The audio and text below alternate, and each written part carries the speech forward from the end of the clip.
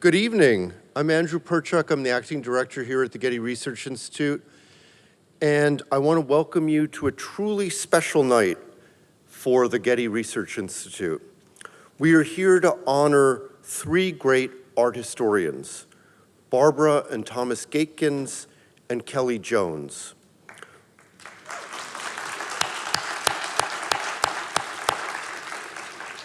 We also want to acknowledge the tremendous support of the Getty Research Institute Council that has made possible tonight's inaugural Thomas and Barbara Gaetkens lecture series. And now I am pleased to introduce the chair of the GRI Council, Brian Sweeney.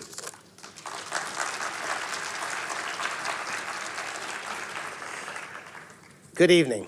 It is my great pleasure to welcome you to tonight's first annual Thomas and Barbara Gaetkens lecture sponsored by the Getty Research Institute Council. The GRI Council consists of a group of donors, now numbering 39, who have become friends. Our council in the past 6 years traveled extensively with GRI staff and former director Thomas Gaetkens. We traveled as Getty ambassadors to Berlin, Paris, Japan, China, Mexico City, San Francisco, Dallas, and southern Germany. We funded important acquisitions of rare books, prints, and photographs for the special collections. Thomas Gaetkens moved the scholarly initiatives of the GRI into exploring the art history of other cultures. 11 years ago, before Director Gaetkens arrived, the GRI was primarily a European-focused institution. Now, through the terrific guidance of Dr. Gaetkens, the GRI has a truly global outlook. Director Gaetkens and our council established this lecture series to present innovative approaches to understanding non-Western art and the encounter between cultures. Although the lectures address scholarly topics, the series is intended to familiarize the public with a new area of research. For each lecture, our council sponsors a publication of the lecture. Earlier this year, our council donated additional funds to endow the Thomas and Barbara Gaetkens lecture series and its annual publication.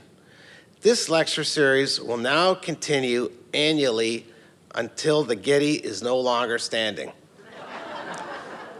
We celebrate the vision of one great man, Thomas Gaetkens, whose contribution to the GRI will justly now be remembered forever. Many of you have attended our previous 4 lectures of this series. This year, I am excited to learn of the work of Dr. Kellie Jones on the global reaches of performance art during the 1970s. On behalf of our council, I invite all of you to the reception to follow the lecture to formally celebrate with Thomas and Barbara, who are present here this evening, the creation of this endowed lecture series and the endowed annual publication. And now turn back to Andrew Perchuk. Thank you.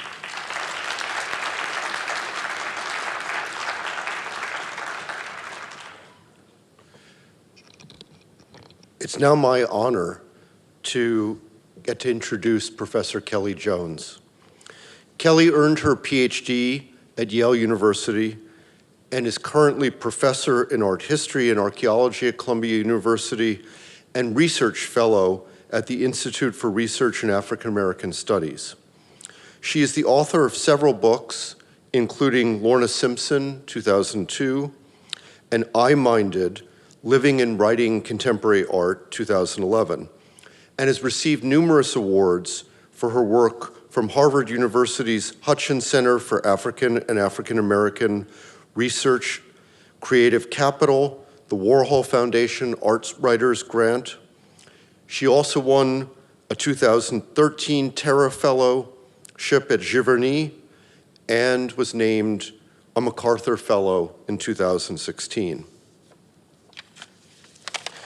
Kellie has curated and co-curated numerous exhibitions over 3 decades, including selections from the Artist's Files, a group show on postmodernism featuring works by Felix Gonzalez Torres and Fred Wilson at Art Space in New York in 1987, when she was still in high school. Malcolm X, Man, Ideal, Icon at the Walker Art Center in 1992. Basquiat at Brooklyn Museum in 2005. And Energy, Experimentation, Black Artists and Abstraction, 1964 to 1980 at the Studio Museum in 2006. Most recently, Dr. Jones curated the award-winning exhibition, Witness, Art and the Civil Rights in the 1960s, organized on the 50th anniversary of the Civil Rights Act and held at the Brooklyn Museum. Many of you will know Kellie through her tremendous curatorial contribution to the Getty's first Pacific Standard Time series. Her exhibition at UCLA's Hammer Museum, Now Dig This, Art and Black Los Angeles, 1960 to 1980, is today recognized as a landmark exhibition that chronicled this historically under-researched area of American art. As Now Dig This demonstrated, post-war Los Angeles was an important site of creativity for African-American artists who migrated west in search of a modern future. The exhibition brought new attention to the work of artists such as Mel Edwards, Marin Hassinger, and Senga Nengudi, and traced the profound influence of one generation of African-American artists like Charles White on the next, including David Hammons, John Outerbridge, and Betty Saar. In her subsequent and masterful book that followed the exhibition, South of Pico, African-American Artists in Los Angeles in the 1960s and 1970s, which came out last year from Duke University Press, Kellie developed her thoughtful sociopolitical analysis of the migratory and gentrifying forces that shaped the Los Angeles African-American art scene. As Kellie has described, and this is a quote, the intense assemblage practice developing at LA at the time was literally tied to urban renewal. Tearing down buildings in many Black or mixed neighborhoods rendered materials and scraps for many of these artists. And Kellie, again, the essence of their work was basically built on the destruction of neighborhoods of color. Importantly, Jones shows how LA's thriving artistic community grew in spite of these circumstances, with support of African-American art dealers and critics like Miriam Matthews, Samela Lewis, Alonzo Davis, and Dale Brockman Davis, who were instrumental in carving a third space in LA, one that grew into the post-colonial Black internationalism that exists today. We are proud to say that Kellie recently agreed to become the senior consultant for the Getty Research Institute's newly established African American Art History Initiative. This innovative nationwide research program focuses on post-war art and the rich cultural legacy of artists of African American heritage. The Getty's commitment to expanding its research into the field of African American art history will entail concerted efforts in the acquisition of archival materials, the support of scholars and researchers, research projects that will culminate in exhibitions and publications, an extensive oral history program, and the dissemination of materials and findings on digital platforms. The GRI is delighted that Kellie has joined this collaborative endeavor and will serve on the advisory committee of leading scholars, artists, and curators, many of whom are here tonight. Kellie's lecture tonight, the first major program in the Getty's African American Art History Initiative, is titled Signs of Life, Aspects of Global Performance in the 1970s, in which she will discuss the global dispersion of performance art during that decade. So please join me in welcoming Kellie Jones.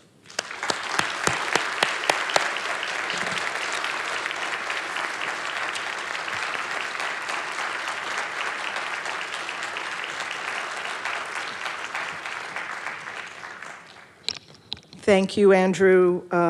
Thanks to the GRI Research Council for this great honor.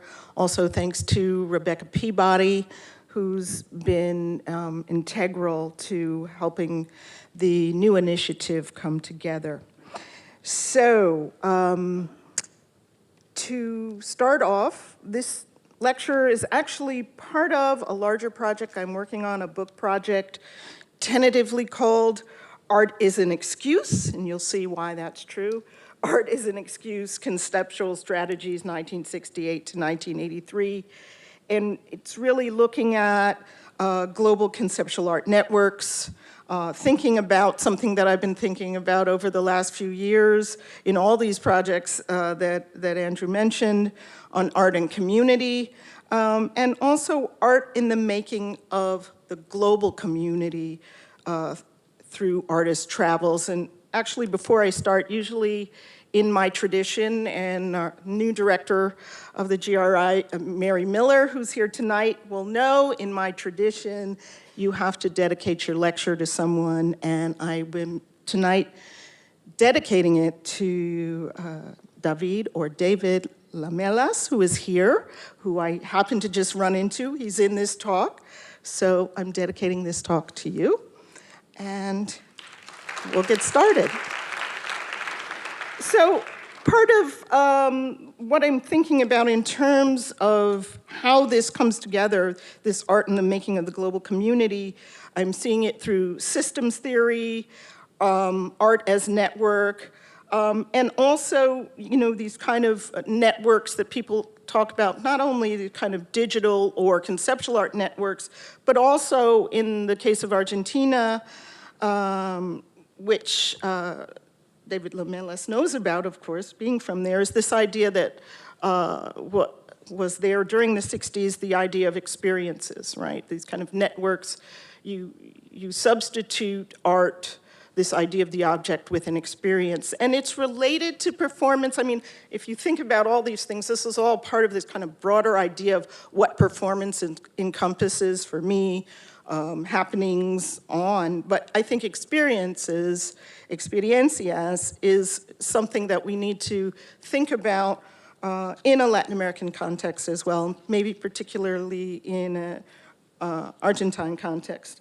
Another thing that I'm thinking about is the idea, Inez Katzenstein, in thinking about David Lamelas' work, she talks about him as a figure, not somebody in exile when he left Argentina in the late 60s, not an immigrant, but a cosmopolitan and international.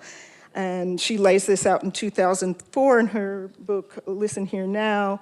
But I think I want to think about all those things as part of a trajectory, that some people are in exile, some people are cosmopolitan, but they're all moving around the world and contributing to what we see in this case as performance and what we see as conceptual art networks. And partially, of course, it's a response to censorship and repression all over the world with Argentina's coup d'etat in 1966.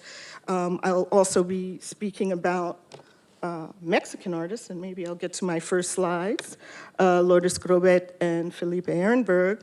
And so you have in Mexico the Tlatelolco event where students are massacred in 1968, and then adding in African-American artists such as Adrian Piper and Senga Nengudi. We want to think about certainly repression in that period, in the 60s and 70s as people push back against civil rights and Black power activism, but also thinking back to the 19th century and earlier with Black codes and so on. So here are the players that we see. Top left, Felipe Ehrenberg. Just going around clockwise, you have Adrian Piper. There in the upper right, lower right, you see Lourdes Grobet, David Lamelas, and then Senga Nengudi.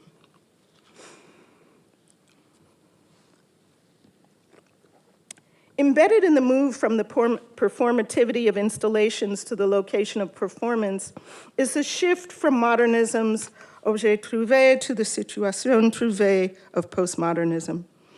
It marks a change of focus from the material to the temporal. Most importantly, the body in motion, or simply the body in and of itself, is seen as constituting a legitimate substance of art and is freed from needing any object or specific construct to be interpolated as such.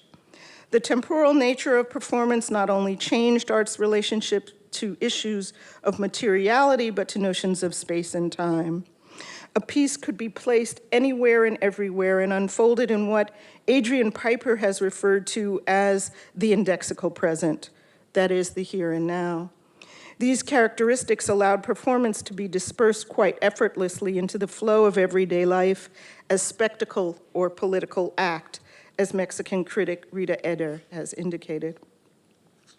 The territory of art was seen not as merely the domain of artists, but as an intellectual space that was shared by all. In this scenario, the artist, through her ongoing dialogical encounter with the world, is constantly processing and orchestrating the power of various voices and bringing them into view. The subtle and continuous movement between the passive position of object and active agency of subject, nominated by feminist theory as oscillation, was a defining characteristic of performance art of the 1960s and 70s. Embedded in this unremitting slippage between the artist's clear construction of subjective meaning and her appearance as a work of art was a suspense factor born out of the slowness of action, inane repetition, etc., that became a form of provocation, leading viewers to their own self-reflective moments, and from empathetic identification with the subject to analytic judgment. Through their presence, artists sought to raise difficult questions and make visible a parity, a greater identification between cultural workers, their immediate communities, and society. In the hands of Felipe Ehrenberg, it is telling that performances became conditions. He viewed them not so much as self-contained events or situations, but opportunities for the performativity of others. In his mind, artists created environments for art to happen in and for art to happen to people. Conditions allowed for artists and viewers to draw on what Joseph Roach has identified as genealogies of performance, that is, expressive movements as mnemonic reserves. These gestures were remembered and imagined and constituted another aspect of collective representation. These more broadly drawn arenas of artist participation were also spaces of pedagogy, places of developing awareness. If, as Ehrenberg once offered, figuration would remain a part of his own particular practice because of its greater potential for legibility with a larger audience, then the body in action was a cornerstone of his efforts to create art as a truly communicative medium.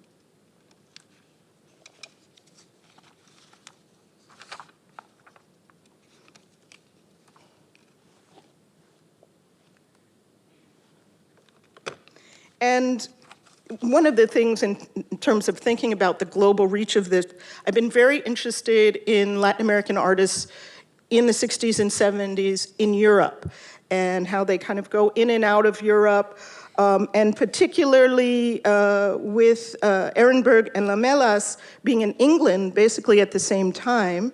And since Mr. Lamelas is here, I'll have to ask him a little bit about that after the talk. Felipe Ehrenberg was in England from 68 to 74, and David Lamelas in same period from 1968 to 76. The difference is that I think from what I can see, Ehrenberg really was more influenced by Fluxus in a certain kind of way that we'll see, whereas Lamelas really kind of develops a more conceptual voice that is what people would call classic conceptualism.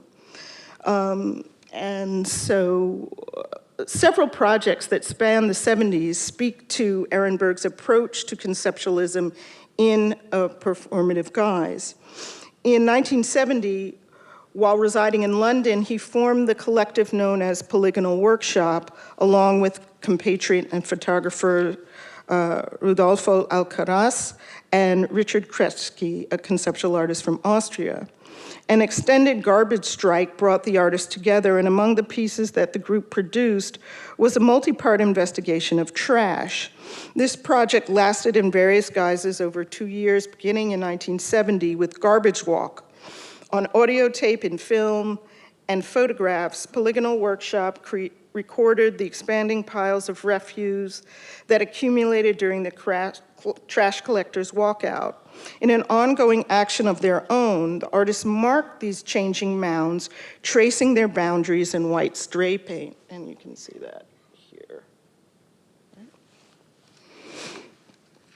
At the strike's end, these lines were left as evidence and in their own way registered the past activity of social protest. The multitude of documentation was then condensed, easily duplicated, then posted or mailed. All of these diverse materials were brought together at Siggy Krause's Frame Shop Cum Gallery in Covent Garden for an exhibition in 1971 called The Seventh Day Chicken.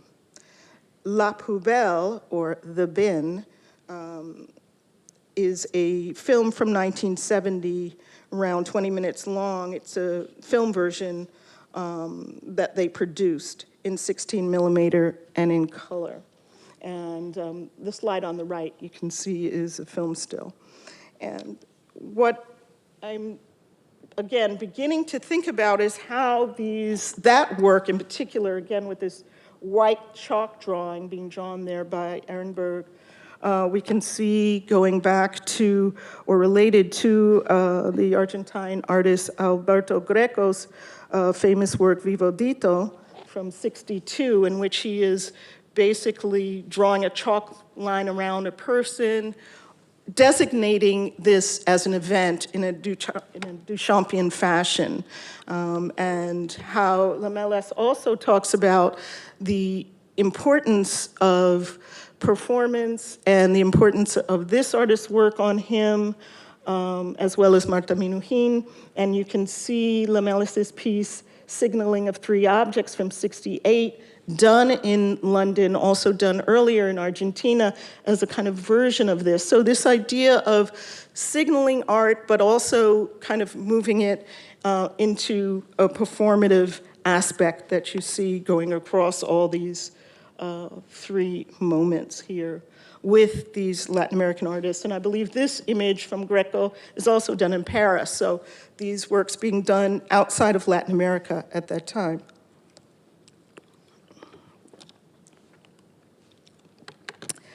A 1973 solo show in Mexico City's Galeria Jose Maria Velasco titled Chicles, Chocolates, and Cacahuates, Gum, Chocolate, and Peanuts, was an overview of recent ideas in which Ehrenberg encouraged viewers to recite poetry, try out recipes and conceptual equations, and take part in the making of a cumulative sculptural piece. And these are just some of the instructions that he is putting out there in this show. And again, moving back and forth between Latin America and Europe in this time in making works. Another way that Ehrenberg approached art as condition was through direct engagement with the audience in the guise of a public interlocutor. At a conference on Mexican art called the Tribune of Culture, held in December 1979 at Chapultepec Park, Ehrenberg offered a lecture demonstration titled The Story of Painting According to Me, in which he set out to relate his annotated version of the history of art from ancient times to that moment. Ehrenberg's ambition for his lecture was twofold, and this is after he'd moved back to Mexico. He tried to demystify the creative process by offering a narrative on the making of objects, telling people in effect how it was done. However, he also sought to position cultural production as another form of labor and thus link the work of artists to the realities of all working people. Art was simply another occupation or form of toil, and Ehrenberg was intent on comparing the artist's role to that of the electrician or the university professor or to the doctor or plumber, in short, to any and all human activities which serve and have a place in society. The story of painting, according to me, had an alternate title, Strings, Fourth Variation, which in fact more fully described the action that took place that day. In documentation, chords flow from the artist's upper body, but primarily from his hands and wrists into the assembled listeners, and behind him to a large metal frame which hang the words, El arte es solo una excusa, art is only an excuse, or art is just an excuse. As Ehrenberg elaborated in a 1983 interview, quote, art can provide an excuse to meet people and initiate friendships, or be used as a means to establish lines of communication within a community or between communities, but it can also be an excuse for ideological manipulation, the cultural arm of repressive political regimes, a political ping pong ball. And this is, so you can see the strings here moving backwards and forwards, and this is, apologies for this not so great slide, kind of showing the work in action here, more so. Ehrenberg thus visualizes in concrete terms the linkages between artists and the rest of the world, how attached they are to society and to humanity in a larger sense.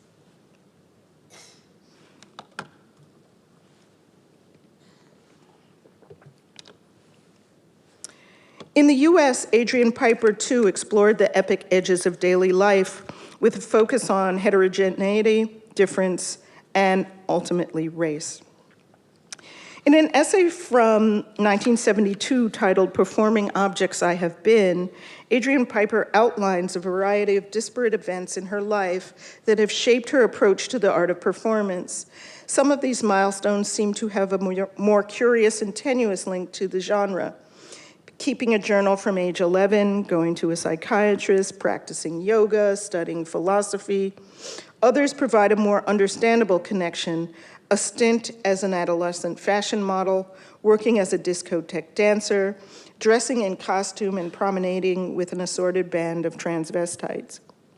At the age of 24, Piper is both able to identify her subjectivity as an artist and a woman, and to comprehend her place as an object in certain schemas of the larger world. Her performances begin with her investigation of these two poles of existence, viewing the body as active subject and as passive object. One of her first performances mining these polarities, untitled Performance from Max's Kansas City, done in the spring of 1970, took place at this famous watering hole of New York's art crowd. Here, Piper presented her figure as a hapless contraption in need of direction, requiring protection, care, and guidance. What she discovered, however, was that her roving presence became a hostile act, constituting a passive-aggressive threat to the order of things. Quote, I learned that complete absorption was impossible because my voluntary object-like passivity implied aggressive activity and choice, an independent presence confronting the art-conscious environment with its autonomy. My objecthood became my subjecthood, end quote. And if you haven't seen her show, please go to the Hammer. It's a fantastic show. So many works by her, you'll just be amazed, and you'll have to spend a lot of time there, and I think you should.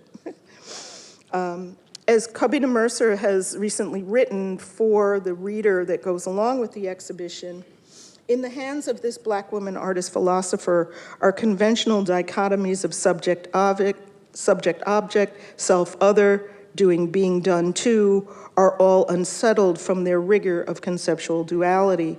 The artist's performances enacted a discrepant embodiment, undermining the binary of personhood, thinghood. And he points out, and I think rightly so, that this performance actually is a turning point in her work where she has her own revelations about being a Black woman in the art world at that time and her marginalization from the market.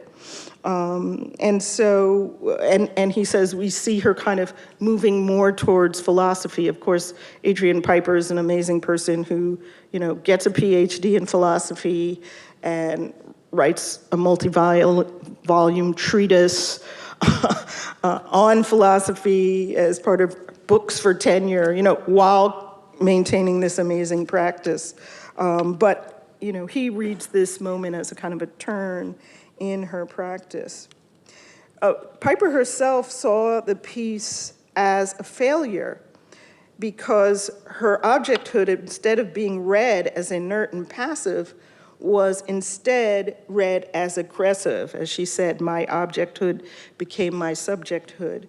And what it also speaks to is the connection with a lot of research in African American studies on these very ideas by geographers and architects such as the architect Craig Wilkins on ideas of possession, that is the idea of property as antithetical to Black life and the conflict between spatial strategies of white subjectivity set against Black objectification, and geographer Catherine McKittrick's notion of the paradoxical complexity of Black. It's this kind of ungeographic idea. Also, we can look at art historians such as Huey Copeland, who talks about the figure of the slave as the ultimate ready-made, right, in this country, if you want to think about that. And then finally, thinking about W.E.B. Du Bois, in his book, Africa and the World, treating people as things and not humans allows for objectification and violence. So all this is, these kind of studies have been going on, and Adrian Piper really hones in on it by doing this one little performance in 1970. It was her desire to explore the shifting nature of people's understanding of bodies in action that led Piper to perform Catalysis between 1970 and 72. In these performances, the artist turned herself into an abject apparition, walking around, riding the subway at rush hour, going shopping, or to a museum with gooey, smelly clothing, with gum on her face, or terry cloth towels stuffed in her mouth, using public facilities which usually require quiet, such as a library, while carrying a concealed tape recording of loud belching, holding monologues with herself in public. Here, art became a catalytic agent, something that promoted change in another entity, the viewer, without undergoing any permanent change itself. Piper was interested in people's reactions to the situation, or what she called the uninterpreted as art presence, a circumstance unmediated by a museum or theatrical setting. And one of the ways Mercer describes these particular performances, he talks about the breakdown in the optical rules of mutual recognition, and thinks about opticality, or not seeing, as the optical politics of social privilege. So if you don't have to look at somebody or don't have to return their gaze, that is a social privilege. And so he sees this as happening because he sees people turning away from her and kind of disregarding her as she's doing this performance. However, Piper's own narration, actually, she found this a more successful performance because she found people could overcome the disgust, anger, fear of difference, and make connection with others. So, two different readings here about how that project worked. The Catalysis projects led her to further examine the ways in which difference was integrated into society's structure.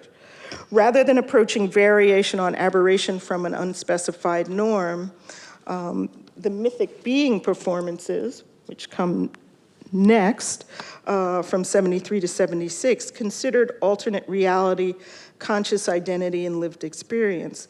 The artist's understanding of the potential fluidity of subject-object positions changed as she began to focus more on the divide between self and other, and later how such questions implicate race. And of course, Mythic Being is, as in many conceptual practices, a film. It's also an ad in the Village Voice, and we can see that here. As well as a performance.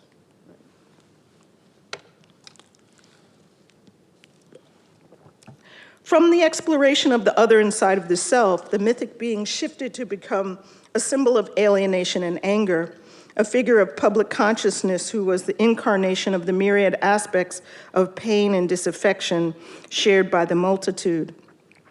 His further estrangement was coded by race. And also I wanted to say by gender, which is something that I haven't pushed on, but I need to in this particular version. As Coco Fusco has written, his image dramatized through masquerade how social forces projected racial meaning onto bodies. Indeed, the phenomenology of racial identity and the pathology of racism would surface as themes in the artist's later work. Through multimedia installations and performance, Piper challenged viewers to probe their own attitudes. As she stated, racism was not, quote, an abstract, distant problem that affects all those poor, unfortunate people out there. It begins between you and me, right here and now. And so what Mercer kind of sees in the move into the performative as a kind of larger body of conceptual practice, what he's seeing in that, what he says, and I'm quoting here, in that 0-degree moment at the birth of conceptual art then, in which the contemporary began to emerge from the demise of the authorial subject, the autonomous artwork, and the disinterested beholder at the heart of the modern, the liberatory possibilities for art making amounted to a kind of conceptualist sublime with new beginnings experienced simultaneously as entropic endings. And so he's thinking about the kind of move from, kind of classic, again, works on paper conceptualism in some ways to a more performative. But, I want to place this against what Katzenstein sees in Lamelas' work as this kind of zeitgeist of these works from this period that I'm getting ready to talk about, idea of topicality that might manifest itself in the insignificant, the everyday, or the banal. So in these ways, seeing how, Piper's just kind of walking around with his towel is part of that. And also Katzenstein talks about hyperrealism in the banal that has the potential to spark ontological experience. So I want to think about catalysis here, and also Lamelas' film photo works primarily in Europe in the early 70s, and you see one there on the right from the Antwerp-Brussels project. So as Maria Jose Herrera has spoken to us about in the fabulous catalog from last year, A Life of Their Own, David Lamelas' catalog that was part of that PST, LALA. We want to think about Argentina in the 60s, the art of mass media as being significant, art as as transmission, teletype, phone, recordings, circulation, reception, transmission. So thinking about that media moment in Argentina of the 60s and looking at Lamelas' work, Situation of Time from 67, the use of the TV here, moving from, he was previously doing pop art, and that's a whole other section to think about, moving from objects to presenting processes and information. And there's an important exhibition curated in 1971 in Buenos Aires by Jorge Glusberg called Arte de Sistemas. And so this is a way of looking at systems art also from a Latin American context, which I'm looking forward to getting into much more. Also in terms of the performative aspect, because when I turn to these classic kind of film photo works that Lamelas had done in that time period, you'll say, well, how is this related to performance? Well, we want to think about it as also coming out of this kind of idea of transmission and systems, but also being related to the work on the right, La Menesnuda, the important work by Marta Minujín and Ruben Santantonin, and Lamelas being part of the team that put together this environment experience, which is one of the things that I always teach about in my Latin American artist course. So thinking about how experience and environment, again, puts us in the mood for performance or makes people perform. And so I'm really thinking about how we move from these works in Argentina to these type of works. In the work on the top left, a study of relationships between inner and outer space, in 69. The absence of narration pointed to the object's conditions of visibility. And so he's using film as a way to document, to gather information, in this case from the interior to the exterior of the Camden Art Center. Just a great film to look at, too.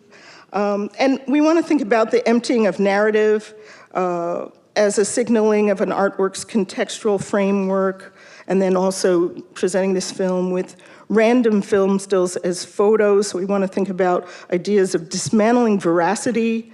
And if we go back to the situation of time from 67, moving from this kind of spatial dimension of time, as Valeria Gonzalez tells us, to the temporal dimensions of space in these works. I think you want to see how his practice moves between those two poles that I think she narrates so beautifully.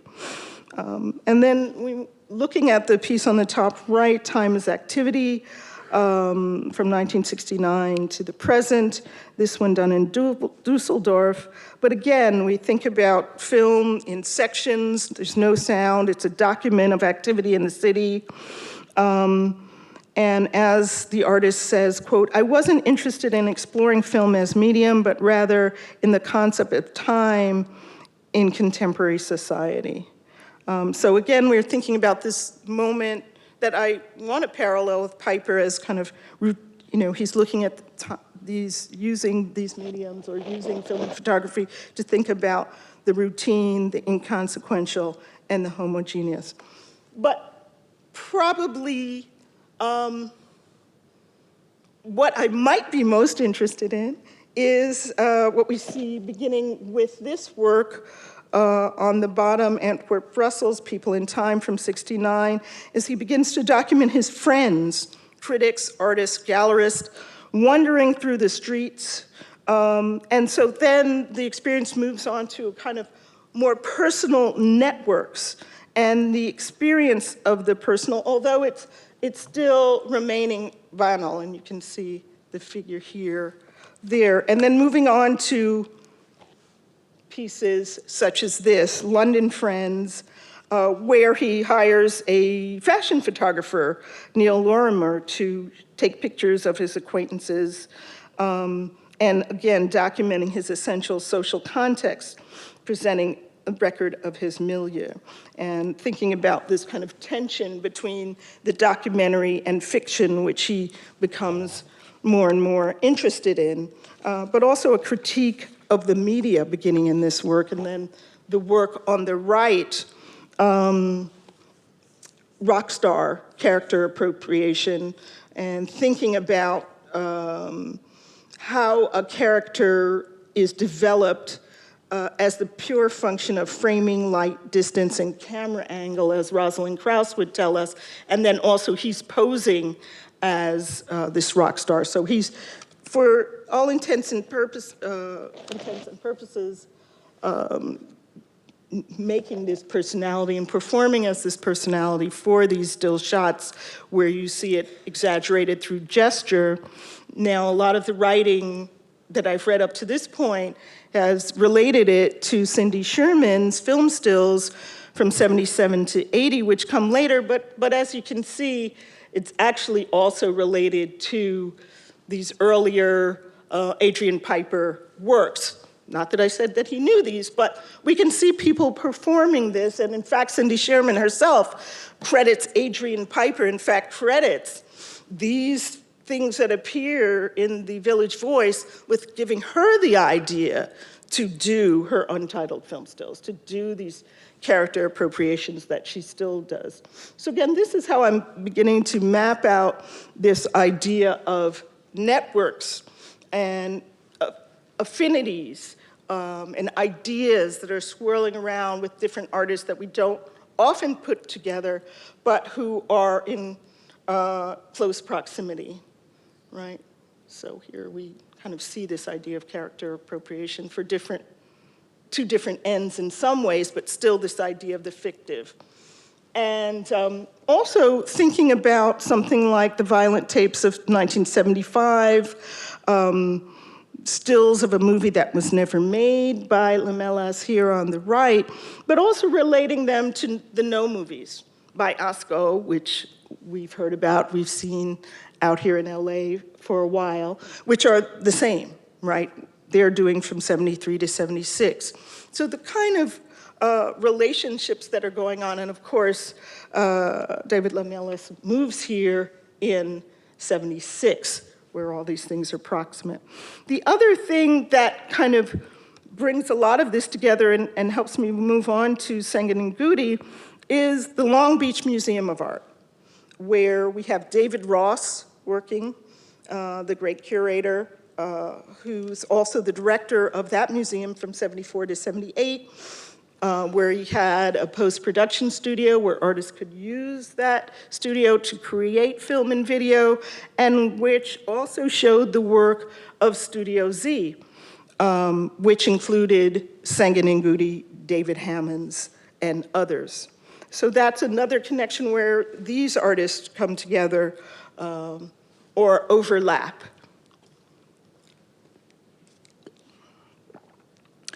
Told that she didn't possess a dance body, Senga Nengudi went on to pursue visual art in college and still minored in dance. And it was through participatory three-dimensional pieces that movement and finally performance re-entered her work as an important creative force.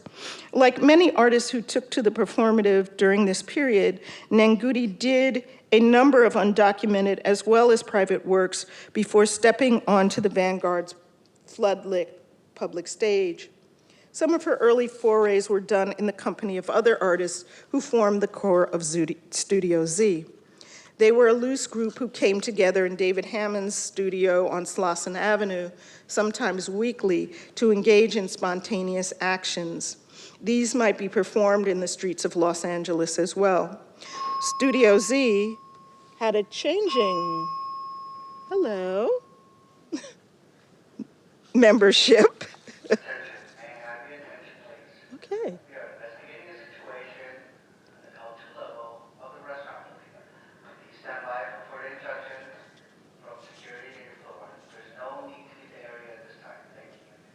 Thanks.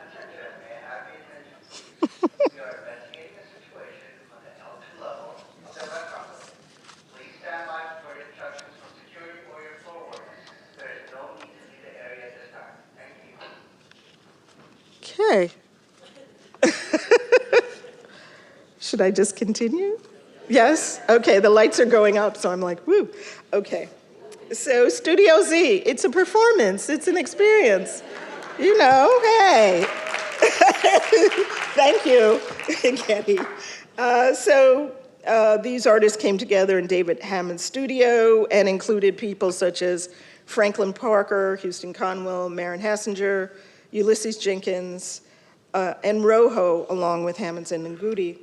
Hammond's space, a huge old dance hall with a wooden floor, was a perfect place to work out ideas, and you can see that is a shot of that. And so, you maybe read myself or others talking about this work by Senga Nengudi, Ceremony for Freeway Fetes, but in this book, I'm going to be looking at particularly at a piece called Get Up from 1980, performance that hasn't been written much about, that happened at the Paper Mill in Los Angeles and was sponsored by the Los Angeles Printmaking Society, and for which Houston Conwell did the visuals. And one of the things that he did, and this is Maren Hassinger, by the way, on the right, in the right slide, and also in this slide on the left. Part of this performance was an object that I showed. Now dig this drum from about 75 to 80, which is now in the collection of the Studio Museum in Harlem. So I want to look at that. And also, Senga Nengudi eventually, in the early 80s, began working at the Women's Building. What was that connect? And just ran into Jerry Allen. We were talking about that a little bit. And also, in this performance of Get Up is Maren Hassinger, Yolanda Vidado, along with Nengudi. Okay. All right. Okay. The other aspect that I'm going to focus on, of course, Nengudi early on also discovered models for a complex meshing of performative and material culture in Japanese performance practices. Fascination with the work of the Gutai group, in fact, led her to spend 66 to 67 in Tokyo, where she studied at Waseda University. There she broadened her knowledge of Japanese theatrical traditions, doing research on No, Kabuki, and Buto. And part of this aspect that I've become more interested in is I always have trouble, and maybe other people, if you don't have trouble getting this information out of Senga Nengudi, let me know. But it's been hard. So I decided to go at that by looking at the Japanese context in and of itself and just making my assessment based on that. And part of that was also thinking about the Japanese artists who participated in Fluxus. So you have Mieko Shiomi, Ayo, Saito Takako, and also artists who were part of Bojes Press, that Felipe Ehrenberg was a co-founder of, Yukio Tsuchiya, Ryo and Kiroko Koike, and also Takako. So I'm trying to map out, how, again, these networks overlapped or didn't, or, like in a movie where, one character comes out, they smoke a cigarette, they leave, the person they're supposed to meet comes out, they never meet. So that kind of idea of network, but also, kind of how people develop friendships, how networks are developed. So approaching the idea of the Japanese in Senga Nengudi's work through looking at Japanese artists in a particular orbit and how that might have been related beyond Gutai to other things that were around at that time. And again, thinking about this idea of circulation and mass media in Argentina and media in Latin America in general links me also back to Lourdes Grobet, the last artist I'll talk about tonight. By 1970, Lourdes Grobet had turned decisively to photography. Going forward, she would experiment with the medium in ways that pushed at the edges of its analytical and physical constructs. Una hora y media, hour and a half of 1975, one of Grobet's first solo performances, is perhaps better described as a photographic happening. The performance took place at the Casa del Lago, a non-commercial gallery affiliated with the National Autonomous University of Mexico, or UNAM. The performance was designed as a lecture demonstration, and she outfitted the gallery with the trappings of a darkroom, including equipment for developing and printing images and safe lights. During the hour-and-a-half period, she described and illustrated the step-by-step methods of bringing a photographic image into being, working on 3 large images of herself. You can see these on the screen. The condition was completed when Grobet hung the photographs on the wall, then switched on a large quartz lamp, which momentarily illuminated and then immediately dissolved the images. Purposefully, the artist had not chemically fixed the works, causing them to disappear in regular light. With this performance, Grobet both created and destroyed using light, reenacting in her own way the burning alluded to photographic process. In vandalizing some of her own images, and those which no less depicted her own body, she hoped to also decimate the myth of photographs as serious and permanent documents and reveal their vulnerability as containers of veracity and history. So you can see the same idea that's circulating through Lamelas' idea and Piper as well. Una hora y media also interrogated how one might fix an image, that is, hold on to ephemeral sensations and impressions and appeal to memory. After a less than enthusiastic and indeed angry reception to Una hora y media, Grobet left for England. There, between 75 and 77, her experimentations revolved around creating conceptual objects and conditions that would catch the public's eye. To this end, much of what she did was fun. She invented situations of amusement and pleasure that she hoped would still communicate the complexity of changing notions of photography. And I think more and more I think about this kind of fun idea that she's working with as in line with the fluxus notions that Ehrenberg is working with as well. Perhaps with the 1975 performance in mind, she endeavored to create a space that more clearly advanced a dialogical relationship with the audience.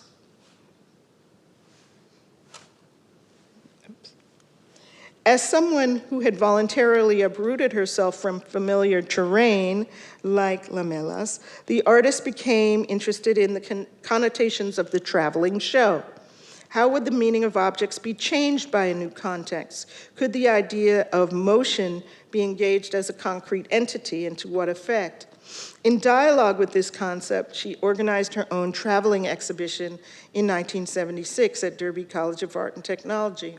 It consisted of a series of photographs installed in an elevator. In this scenario, Grobet created a situation where changing audiences and shifting locales were dictated by a combination of chance and certainty in constant flux. So here you see on the left the elevator itself with some of her photographs up, and here some of the photographs.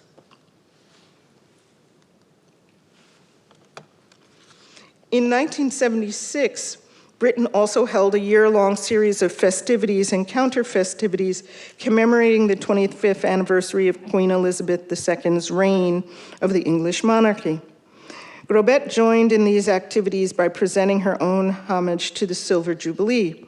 She photographed a variety of everyday objects in collision with each other, printed them up in black and white at sizes of 8 by 10 inches or smaller, then affixed them to her body and moved through and outside of a gallery show to which she was invited, an invited participant. Called Jubileo de Plata, the piece was a literal translation of the English phrase, which took on an entirely different meaning in Spanish. As used by the artist, this title signified a sort of silver frolic or romp indicated by the wildly careening objects, Grobet's body in motion, and the silver in the chemicals which brought the images into being. She performed the related walking exhibition in 1977, the following year. And so in line with, Again, she's thinking about fun, and she looks like she's having a great time at her opening. Sorry for this kind of more pixelated slide. But we want to go back to this idea of the kind of violence we think about in this, kind of burning images of her body, and really relate it underneath it all to some other things. In this case, the abuelas de Plaza de Mayo in Argentina, who began protesting against their disappeared grandchildren, their disappeared children, also in 1977, when Lourdes Grobet is doing this action in England. So the fact that she's putting these photographs on the body is, in a way, not an accident. You can see here that, of course, the abuelas, and also known as the madres, would process with photographs of their loved ones on their bodies, right?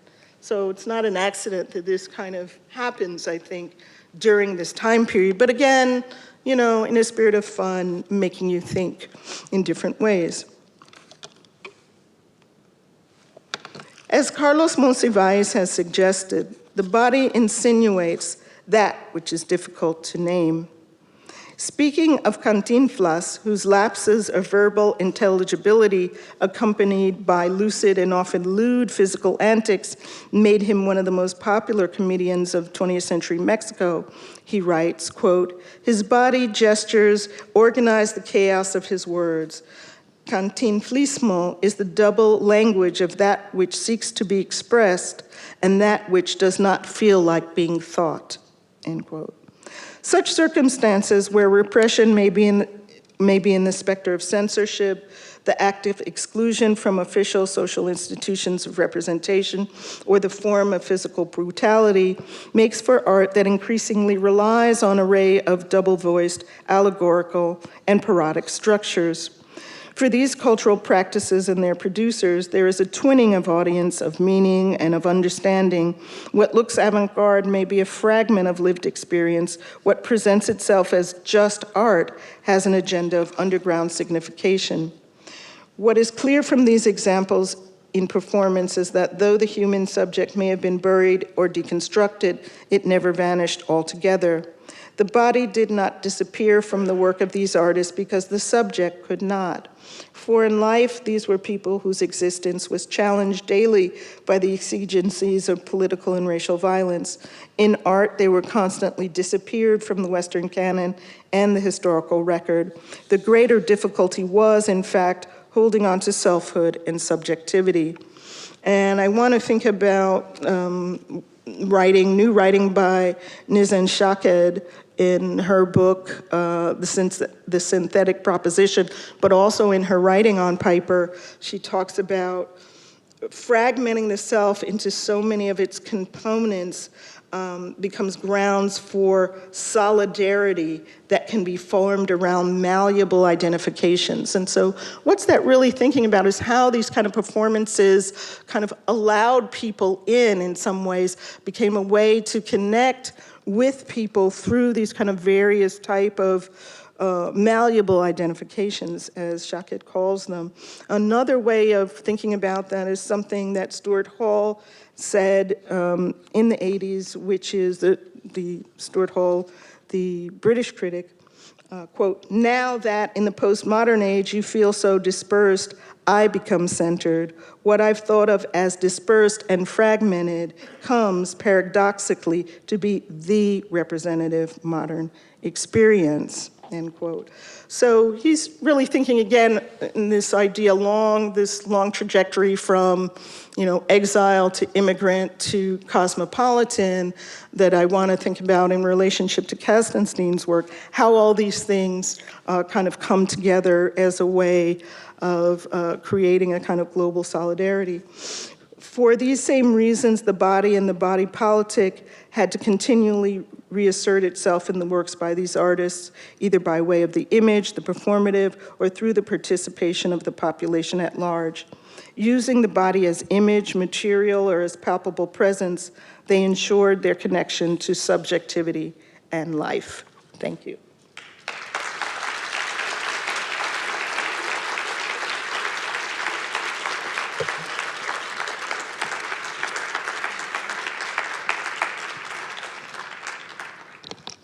Thank you, Kelly, for kicking off the Barbara and Thomas Gatkins lecture series in such a brilliant way. When Kelly and I saw David Lamelas outside, he said, "Do you want to do a performance tonight?" But we didn't know that he either had such pull with Getty security or what lengths he would go to. So thank you, David. So I think that Kelly would be willing to take a few questions after this magnificent talk. We have microphones so that we can hear you up on stage, which otherwise isn't possible. So who would like to ask the first question?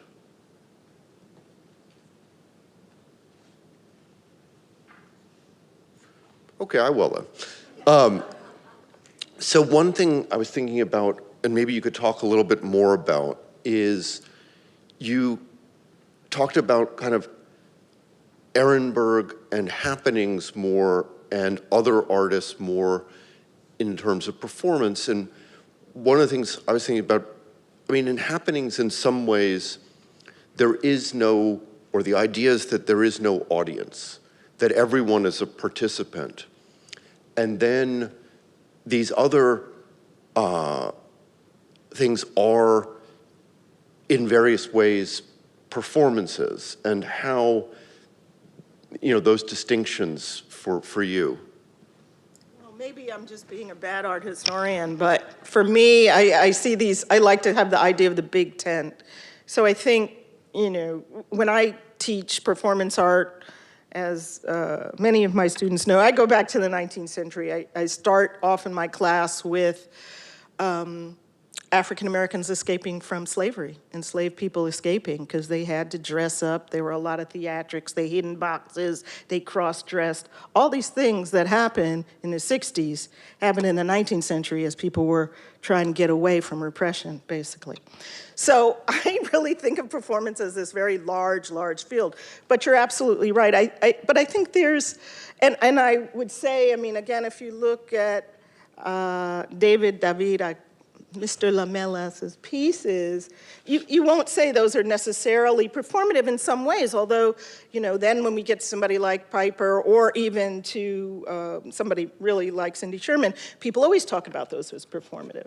So I think there's kind of a broad way of thinking about it, but probably in some ways what differentiates, what brings these artists together for me is the idea of the audience and the idea that it's not an audience that's sitting here like you all have been so patiently doing, but an audience that's everywhere in the street. The audience is everywhere, the audience is the world, and they tap into those audiences as they move around the world, and in doing so, they're really trying to connect with people. I mean, I think David Lamelas is you know, the London friends, there's LA friends, you know, those kind of things for me became this kind of hook to think about the wider sphere of who art affects, because if these are he has friends all over the world. If you look at that series of works, they're in Brussels, they're in London, they're in LA, right? So it's really connecting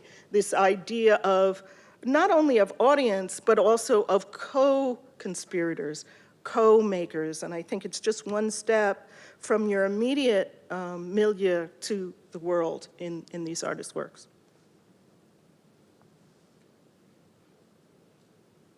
There's a question there from Mary Miller.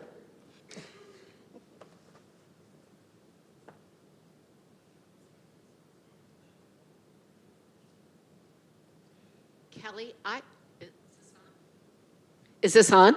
Yes. Kelly, this is such interesting work. I'd like to have you talk a little bit, if you would, about Mexico City in 1968, where we have the convergence of sport, one of the great performances, scripted and unscripted, and then how this plays out at the Olympics, in which the acts will be then scripted with the raising of the black fist. Could you talk a little bit about this? Because I know some of what you've written about it. Yes, you do. So exactly, and this book project is in 3 parts. So there's performance, there's text, and then there's installation work. And it may, by the end of this time, because this book has changed over time, it may change. But it opens with, my first inspiration was a comparison between Mexican artists and African American artists. And it started with that moment that Mary's talking about when the African American athletes go to Mexico City where the Olympics is in 1968. The Olympics happens about 10 days after this massacre of students at Tlatelolco that I mentioned. And really, the African-American athletes don't really know about that. There is, on the other hand, a larger, I think, understanding. They get to know about it when they get there, about this massacre, because there's kind of a media blackout in some ways in the States. But in the interim, the Mexican art community knows about, African-American civil rights struggles. People have known about this all over the world, and the Black Panthers. And in the figure of somebody else that I've written about recently, Elizabeth Catlett, I know that there is a whole committee to free Angela Davis in Mexico, which Elizabeth Catlett is part of. So they know about these things. That comes later, but what I'm saying is there's a whole knowledge of African-American freedom struggles. So when the athletes the black athletes in Mexico City win in track, and one of them named John Carlos, so already we have this kind of connection with a kind of Spanish-speaking world. And Tommy Smith is one of the others, is the other one, and they go there and they have specific clothing, but some important parts are the black beret of the Black Panthers and the fist in the air becomes a performance. It has a different kind of resonance in Mexico because it really relates to the struggles of the students that result in this Tlatelolco massacre. So, and this is also the moment when Felipe Ehrenberg leaves in the wake of this, right? So there's a lot that comes together in that moment with, again, just a symbol, basically the raised fist, which is something obviously seen all over the world. You can see May 68 in Paris, which at the time I started this project, that's all anybody ever talked about really was May 68. And I said, well, there are a lot of 68s around.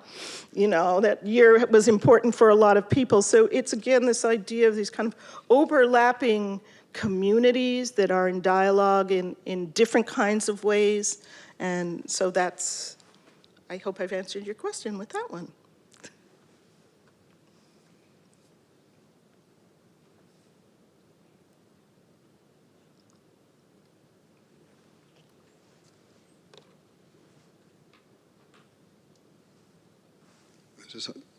It's going to be sort of a tricky one to ask, but one of the things I'd be interested to hear your thoughts on is it seems like the sort of general paradigm of thinking is sort of between the Eurocentric notion of what sort of art practice looks like and this sort of other thing that's happening, these networks that are forming sort of alongside and within that. But one of the complex things about, at least in my sort of understanding of it, with Latin America, particularly Mexico, is that there's very sort of, they say that Mexico has sort of the most complex class system outside of India. And those class systems are very closely aligned with race and systems which extend from colonialism. So a lot of the people that are associated with the arts are coming from positions of privilege and tend to be closer aligned with notions of whiteness than, so we sort of view them as part of this sort of other Latin American body, which exists separate from whiteness, but they're often speaking into the world from a position within their own context, which is much more closely aligned to it. So the thing that sort of struck me when I was thinking about it is how from what position of privilege are some of these people speaking out into the world? What is enabling their sort of sense of travel? And that's about it. I guess, yeah, I'm just sort of curious on your thoughts on that. Well, that's why, thanks for that question, and I think it's something that always comes up, and I'll have a two-part answer to that question. I mean, that's part of why I want to push against the brilliant Inez Katzenstein, because she has some amazing work, against this idea where she says, no, Lamelas is a cosmopolitan, he's not an immigrant and an exile, and that's a class statement. But I think there are many ways that send people out in the world, no matter what their class is. In some ways, Senga Nengudi is traveling to Japan. I mean, you know, for a different reason. She's going to school there. So I think there's different ways that people move out into the world in this time period. Certainly, you know, despotism, dictatorship, violence in different parts of Latin America. Another thing people will say, well, you can't really talk about Argentina and Mexico because Mexico didn't have a coup like that, right? It's not the same. Yeah, but we're talking about this general idea of violence. Neither did the United States. But I think people go out into the world for similar reasons, for freedom of expression, to also to just view what's out there, to get experience, but also under pressure, various forms of pressure. And there was one of the reasons why this project has kind of I've been ruminating on this project for a while, is because there was always the question when I had African Americans and Mexicans basically in dialogue together, people would say, well, how can you do that? Why don't you have African Americans and Chicanos, or Chicanos and Mexicans? But you can't really compare. How can you compare Mexicans and African Americans? What's your basis? And part of what I would say was, you know, they had a Mexican muralism inspired absolutely everybody all over the world, including African Americans in the 30s, to have their own mural movement. So there's that encounter, which is art historical, that goes on. But some of what I've come across, and it's not just ASCO, is how the Chicano experience or how the Latinx experience fits in.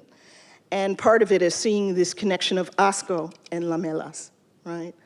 And Piper, all doing the same kind of thing. Part of it is Chicago, which will appear in a later edition where, you know, because I kept saying, how is Felipe Ehrenberg? Because Ehrenberg's archive was, I saw it in many different places. I saw it in his own home. I saw it at Stanford. It looked very different. And so, but his kind of connection with Chicano artists was much, much later than this project.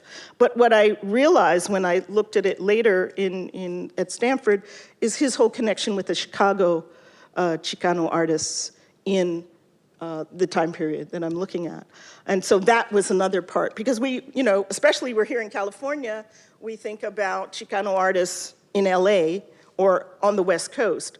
We don't think about the whole Mexican-American life in Chicago, which is huge. So that's another thing to bring in, which again kind of connects to kind of a US to an international to a Latin America. And again, I'm thinking about Latin Americans in Europe. I'm thinking about people all over the world. There's some way to connect us all. I'm gonna do it.